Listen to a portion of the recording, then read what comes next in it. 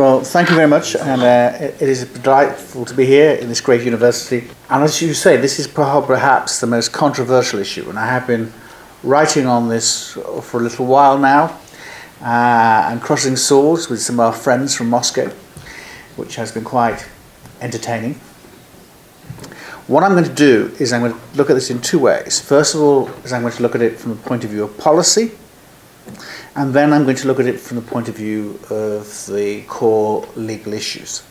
I think the place to start with policy is just to think about the 2014 communication on energy security, when the Commission was talking about an energy union, which emphasised energy security, diversity of supply and routes, supply security, a competitive, open trading single market in gas.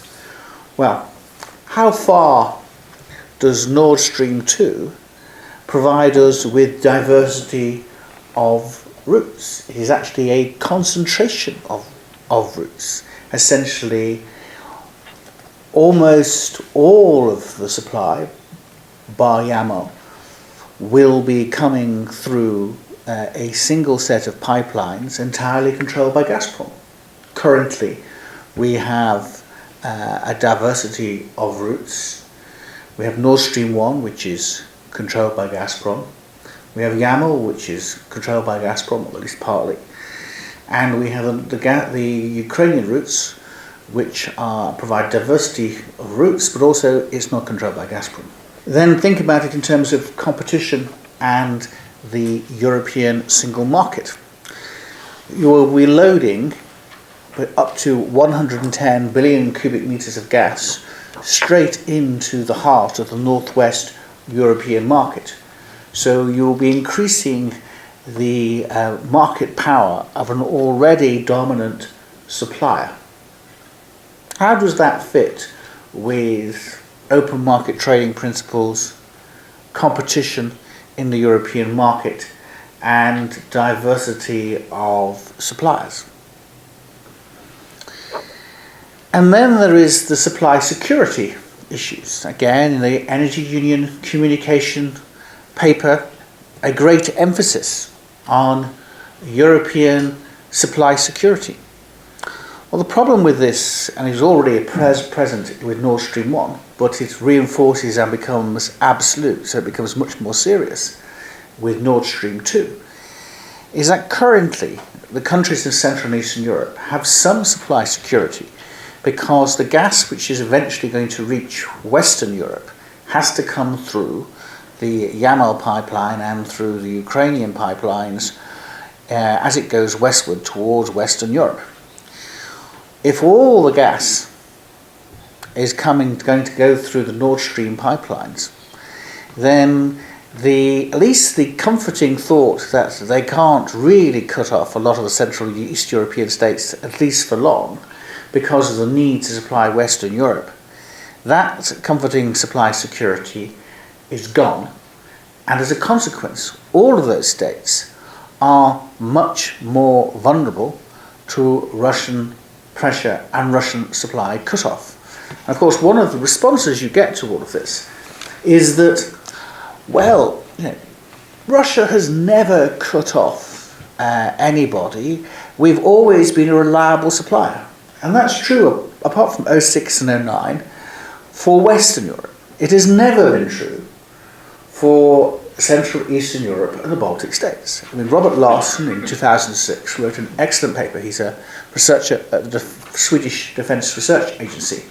And he wrote a 500-page paper, book really, on Russian supply cut-offs between 1991 and 2004. And he identified about 44, evidenced cut-offs, supply cut-offs by Russia in Central Eastern Europe and the Baltic states. Furthermore, the other issue which is up is the German response to this. The Germans say, well, there is no problem here. We can merely reverse flow gas to Central and Eastern Europe. And there are two problems with that. In theory, yes, you could do that. But one problem is that it depends upon German goodwill. And it may well be that you can rely on Angela Merkel. But supposing the SPD win the next election and the German Chancellor is more like Mr. Schroeder, how far do you feel comfortable about relying on another Mr. Schroeder? The other problem is in relation to reverse flow itself. One of the things that we've seen with the practice of reverse flow in relation to Ukraine is Gazprom's attempt to suppress flows of gas to the suppliers of Ukraine, to reduce the amount of gas going to those countries so that Ukraine cannot be supplied. So you can't, even if you can rely on the Germans, you cannot be sure that that gas will eventually reach you if the Russians are determined to reduce your supply. So there are, if you look at the Energy Union communication, there are real issues about the conflict of policy in relation to the prospects of Energy Union and Nord Stream 2. Of course, the other major European policy is Ukraine. We see a series of problems there. First of all, the Ukrainians will lose about $2 billion worth of revenue. They will become potentially much more isolated, less relevant to Europe as a result of no longer being a supply route for European gas. Now, the EU and the United States are busily, first of all, trying to fund Ukraine to get it back on its feet, carry out economic reform, and the Russians are proposing that they take, or Nord Stream 2 proponents, as well as the Russians, are proposing we take 2 billion euros off them when we're trying to provide them with the cash to get the country back on its feet. The underlying policy of the United States and the European Union is to get to a situation where Ukraine is an independent sovereign state which can effectively operate. The policy of Nord Stream 2 is to isolate Ukraine and make it more dependent. Again, there is a conflict between the policies or the policy and the policy impact of Nord Stream 2 and the policies we are seeking to undertake to support Ukraine. And then we come to the winter package. I'm just going to pick out a few things in the winter package which we have already been leaked. One of them is to create a much more effective intergovernmental agreement operation. This is often with a lot of the infrastructure projects that are built with the non-EU states. We have intergovernmental agreements between the two states. The Commission wants to create a situation where there is full notification in advance and before the sign. And the reason is to ensure that there is a full application of European Union liberalisation law and competition law. Another element is to strengthen the supply security regulation so the Commission receives more information about the contracts between the energy companies which are underpinned by the AGIE agreement. So we have enough information to make sure, again, there is full compliance with EU law. And then, of course, the other element of all of this is the liquid natural gas strategy, the LNG strategy, to encourage diversity of supply from new sources of gas, particularly the prospect of LNG coming from the United States. The western seaboard of the European Union, Britain and Spain, have between them 110 billion cubic metres of capacity. Currently, you can bring about 30 billion cubic metres of capacity from LNG on reverse flow across the English Channel. You can only bring, as was referred to earlier, about 7 billion cubic metres of capacity across the Pyrenees, largely because the French have opposed the expansion of those pipelines because they want to protect gas to France. Now, if we expand those pipelines, which is one of the Commission policies in this area, we can substantially provide alternative sources of gas into the European Union and connect those the Western European pipelines up with those of Central and Eastern Europe, provide more diversity, more supply. We can do swaps, lots of opportunity. Now the problem with Nord Stream 2 is you build Nord Stream 2, first of all in relation to LNG. How does that work? You disincentivize a lot of the projects which would take place to provide greater access for all that LNG capacity into Western Europe and then Central and Eastern Europe. So it threatens that supply diversity. All of the information requirements of security supply and IGA also are bearing down on the issues which were raised in relation to Nord Stream 2, EU liberalisation law and competition law. And that brings me really to the second part of my questions about Nord Stream, and those are the legal issues. I find Nord Stream 2, as a lawyer, a very strange thing to have happened. At one level, I perhaps can understand it, because Nord Stream 1 was relatively easily brought into being, despite some protests in this region. What Nord Stream, the proponents of Nord Stream 2, I think did, was that because Nord Stream 1 was so easy, they thought Nord Stream 2 would be easy as well. So I think what happened was that there was no real consideration of how the world had changed. And there are several things which have changed. One is that whilst Nord Stream 1 was being built, the third energy package was also being built and wasn't fully in place. And we hadn't worked out how the rules would fully apply when that was going through. That has now changed. The second is the practice of the European Commission to apply the third energy package to import pipelines. That changes the situation. Another factor is the case law of the European Court of Justice and the EU General Court, which puts substantial obligations on the member states to fully apply the third energy package. And the other element, which I think has been completely overlooked, and I'll come to in a moment, is the waging of aggressive war by the Russian Federation against Ukraine, which has, I think perhaps for many in this room, quite a surprising legal effect.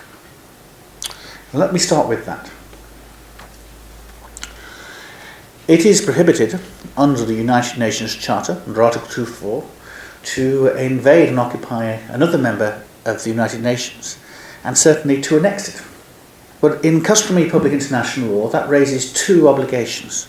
The first one is for all states who are not participants in the conflict, is to not recognise the invasion, annexation or occupation.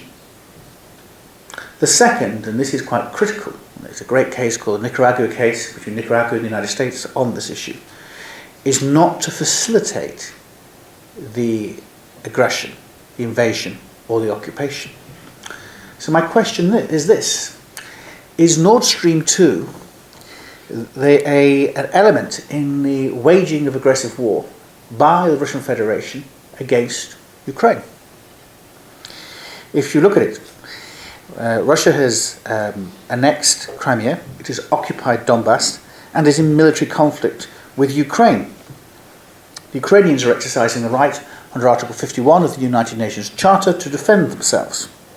Then look at Nord Stream 2 and its impact on Ukraine. It removes $2 billion from the revenues of a state Russia is in conflict with. It also seeks to isolate, will have the effect of isolating Ukraine from potential allies and making it more vulnerable to economic pressure by the aggressor. Arguably, those are war aims, and they are certainly have the effect of facilitating Russian action.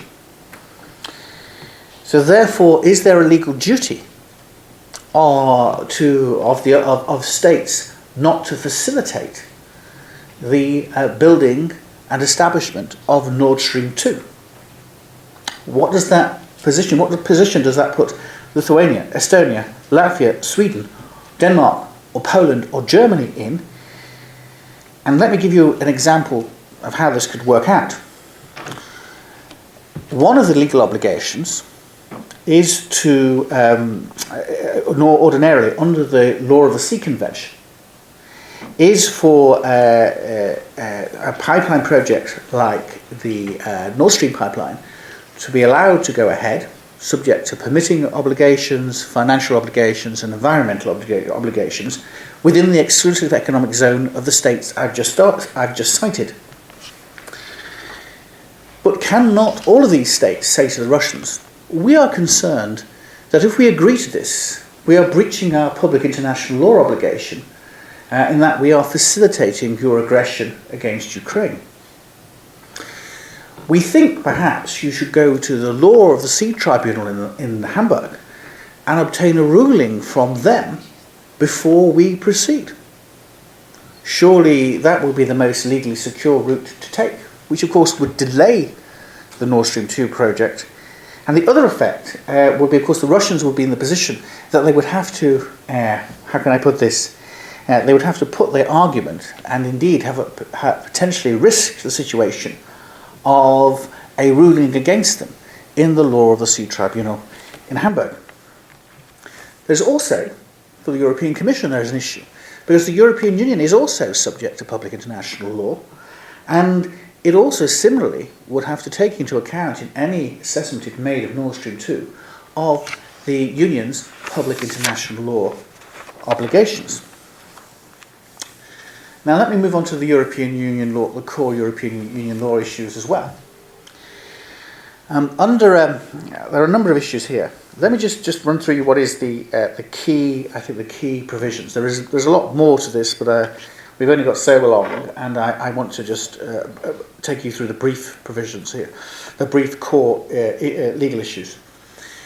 These are contained in the Gas Directive 2009, and there are two. One is Article 11, the so-called Gazprom clause, which requires any certifying authority and the supervisory authority of the Commission to look at the issue of the supply security of a project by a non-EU party. And the issue here is you have to look at both the supply security of the domestic parties involved and then the supply security of the European Union as a whole. Given what I've said earlier, I would have thought that is very problematic for the for Nord Stream 2 to get through the supply security hurdle. The second is, even if you can get through that, what about the exception under Article 36 you would want? The Russians want to basically use the whole pipeline to put Gazprom's gas through it, but of course Gazprom is both the owner of the pipeline, in part at least, and will be supplying the gas. So you need an exemption under Article 36. But the exemptions in Article 36, none of these appear to fit. I mean, you can have this if you're providing a new source of supply, but it's not a new source of supply. It's the same gas which goes through the Ukrainian pipeline network at the moment. So that's quite difficult. There are arguments about, well, it's a non-EU pipeline, so therefore Article 36 may not exactly apply. But even then, the Commission would insist on the principles of Article 36 applying. And that brings me to my other point, that one of the ways out of this, and one of the ways the Nord Stream 2 officials are currently arguing, they're trying to distinguish between domestic pipelines and import pipelines. And they're saying Nord Stream is an import pipeline with a non-EU party, and therefore the gas directive doesn't apply. Now, the difficulty with this is that they can say that, but if you look at the practice of the Commission, that is not the practice that has been applied. Let me give you an example. The Yamal pipeline, which is the pipeline which runs from Russia through Belarus and then into Poland, the Polish end of the Yamal pipeline is currently being subject to full gas directive certification, including in relation to Article 11 and Article 36. And the question I have for the Nord Stream partners is, how can you legally distinguish between the Nord Stream pipeline, Nord Streams 1 and 2, and the Yamal pipeline? Okay, we can have an argument about whether or not EU law applies in the economic zone. The case law of the European Court of Justice on the whole says European Union law does apply. But even if it doesn't, you've got 100 kilometres of the Nord Stream 1 and 2, which go through Danish and German territorial waters. And it is absolutely clear that EU law does apply in the territorial waters of the member states.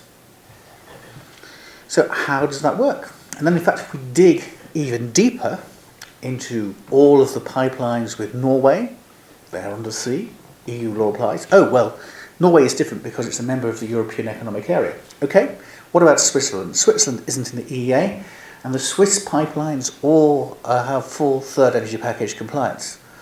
Ah, yes, but what about the Libyan and the Algerian pipelines?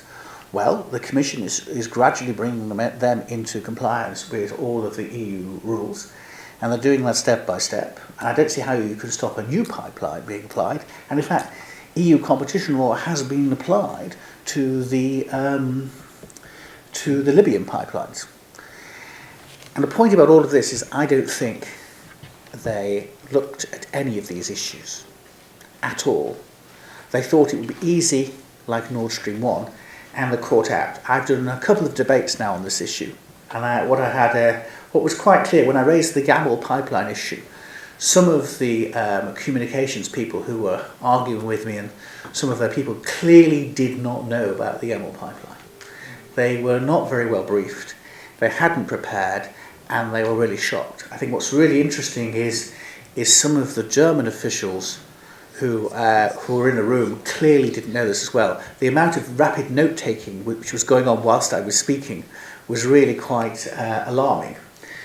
And I think this is my other point about this, and I'll finish, is that the other difficulty with this is that the legal opportunities to bring challenges before the German courts, before the European Union courts, to challenge any Commission decision which says this is okay, it's all there. And the difficulty with all of this is the flinty-eyed judges who will look at this in the cold light of day in Luxembourg, given the case law and given the practice, I do not see how Nord Stream 2 can be made to stand up.